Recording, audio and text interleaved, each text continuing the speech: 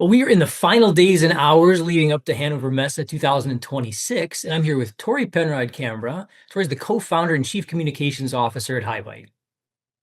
So, Thanks for having me, Greg. no, thanks for joining us. I know you're in a hectic schedule. You're getting ready to take you on some flights and head over across the pond. So maybe, Torey, as you're heading into this event, you've got 3 case studies, 5 technology partners, and a major product release on the heels of this event. As co-founder, what makes this Hannover Messe different from perhaps the ones in the past?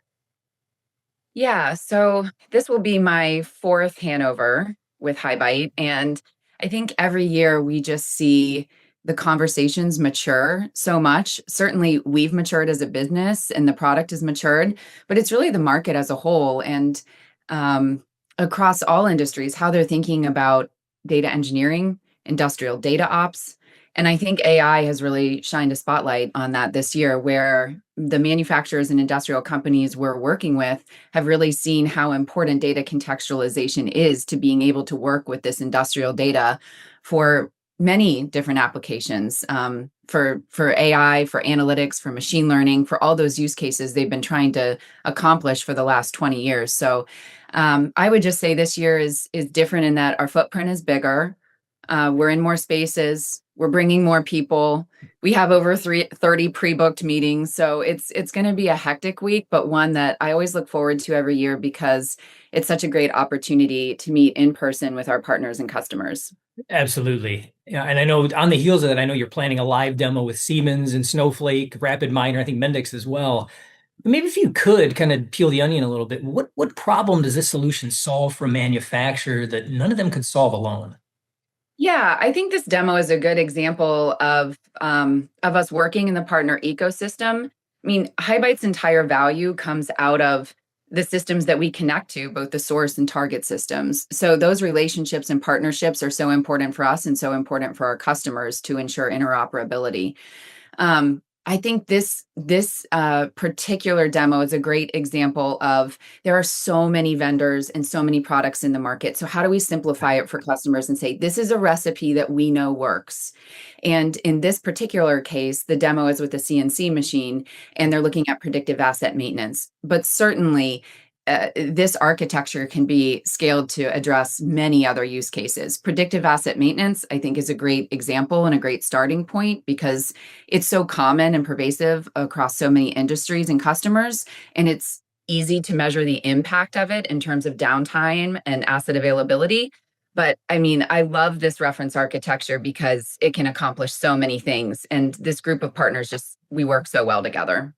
That's exciting. I know, HighByte, you've just partnered as well with CESMII, kind of on those same lines, right? And it's one of the first to support the I3X standard for industrial data interoperability, which is exactly what we're talking about.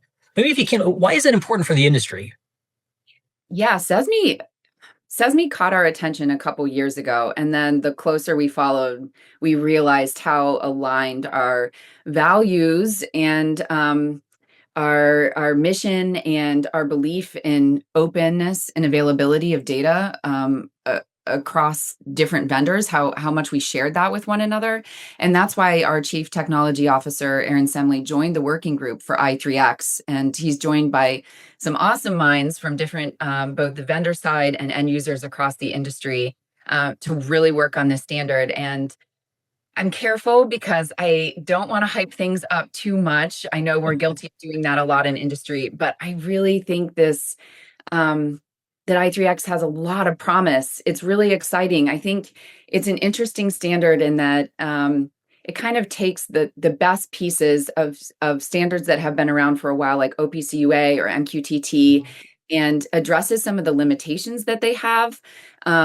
Especially for folks who are trying to build a unified namespace.